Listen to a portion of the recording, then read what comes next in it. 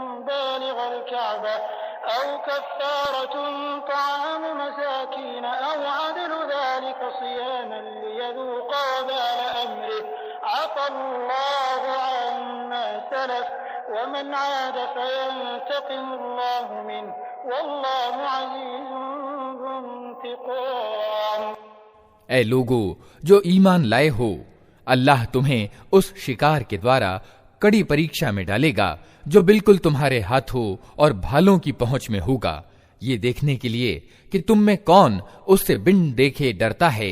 फिर जिसने इस चेतावनी के बाद अल्लाह की निश्चित की हुई सीमाओं का उल्लंघन किया, उसके लिए दर्दनाक सजा है।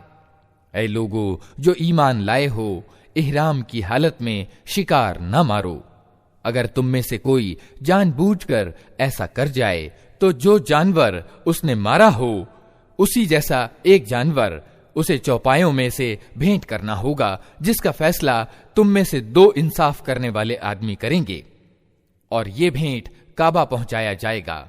या नहीं तो इस गुनाह के कफारे में कुछ मोहताजों को खाना खिलाना होगा, या उसके बराबर रोजे रखने होंगे ताकि वो अपने किए का मजा चखे। पहले जो हो चुका उसे अल्लाह ने माफ कर दिया, लेकिन अब अगर किसी ने ऐसा फिर किया तो उससे अल्लाह बदला लेगा। अल्लाह प्रभुत्वशाली और बदला लेने की सामर्थ्य रखता है।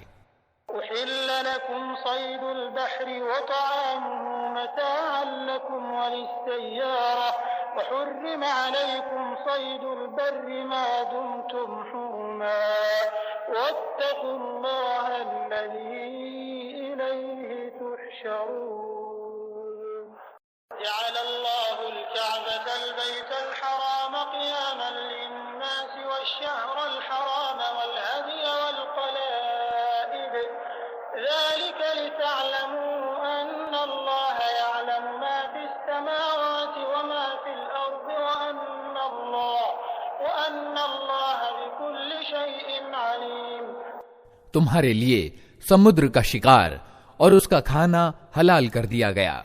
जहां तुम ठहरो वहां भी उसे खा सकते हो, और काफिले के लिए राह खर्च भी बना सकते हो। अलबत्ता स्थल का शिकार जब तक कि तुम इहराम की हालत में हो तुम पर हराम किया गया है।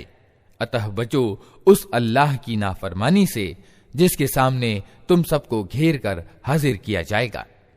अल्लाह ने आदरणीय घर यानी काबा को लोगों के लिए सामूहिक जीवन की स्थापना का साधन बनाया, और आदरणीय महीनों और कुर्बानी के जानवरों और कलादों यानी वे चीजें जो जानवरों की गर्दन में लटकाई जाती हैं को भी इस कार्य में सहायक बना दिया, ताकि तुम्हें मालूम हो जाए कि अल्लाह आसमानों और जमीन के सब हाल को जानता है और उसे हर चीज का ज्ञान है।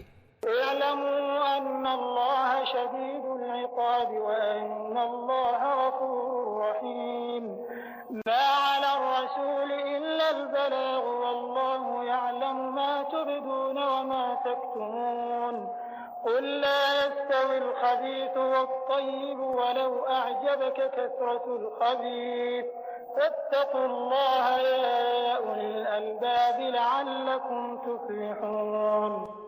सावधान हो जाओ, अल्लाह सजा देने में भी कठोर है और इसके साथ बहुत क्षमाशील और दयावान भी है।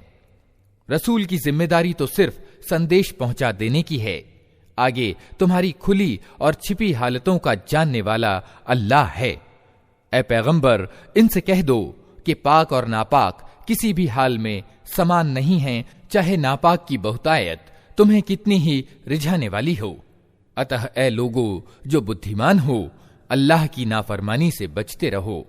उम्मीद है कि तुम्हें सफलता प्राप्त होगी।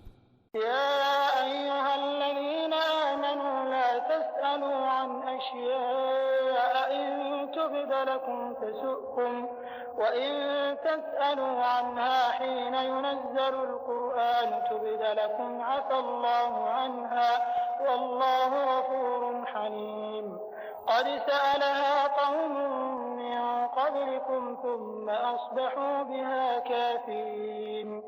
मा जअलल्लाहु मिन बहीरतिन वला साइबतिन वला वसीलतिन वला हामिन वलाकिन्नल्लज़ीन कफ़रू यफ्तरून अलल्लाहिल कज़िब व अक्सरुहुम ला यअक़िलून। वइज़ा क़ील लहुम तआलौ इला मा अंज़लल्लाहु व इला रसूल क़ालू हस्बुना मा वजदना अलैहि आबाअना अवलौ कान आबाउहुम ला यअलमून शैअन वला यहतदून।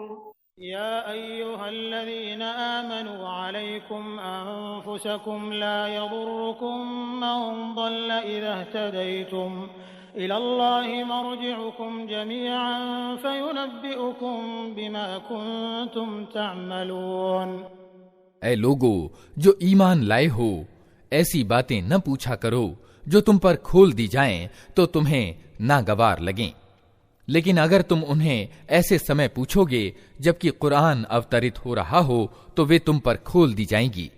अब तक जो कुछ तुमने किया उसे अल्लाह ने माफ कर दिया, वो माफ करने वाला और सहनशील है। तुमसे पहले एक गिरोह ने इसी प्रकार के सवाल किए थे, फिर वे लोग इन्हीं बातों के कारण अधर्म में जा पड़े।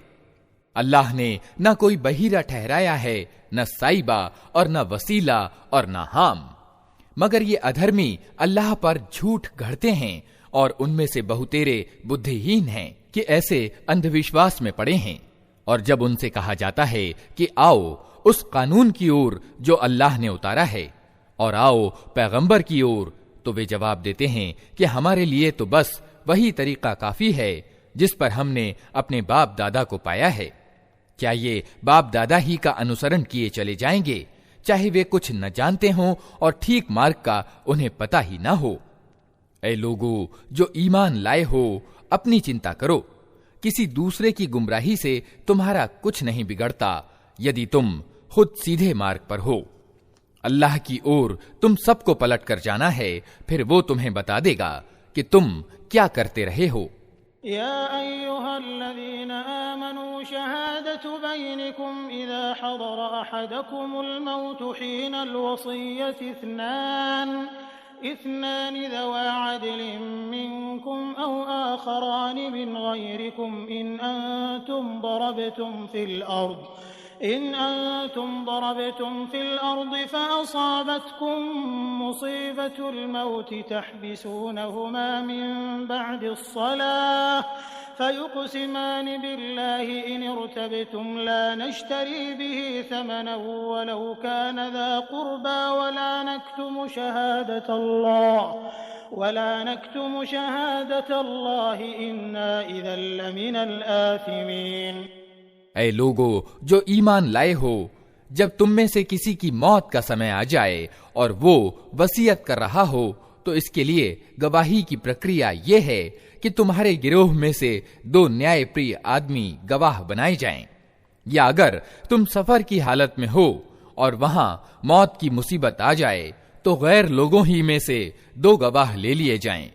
फिर अगर कोई संदेह उत्पन्न हो जाए तो नमाज के बाद दोनों गवाहों को मस्जिद में रोक लिया जाए और वे अल्लाह की कसम खाकर कहें कि हम किसी व्यक्तिगत लाभ के बदले गवाही बेचने वाले नहीं हैं, और चाहे कोई हमारा नातेदार ही क्यों ना हो, हम उसकी रियायत करने वाले नहीं और ना अल्लाह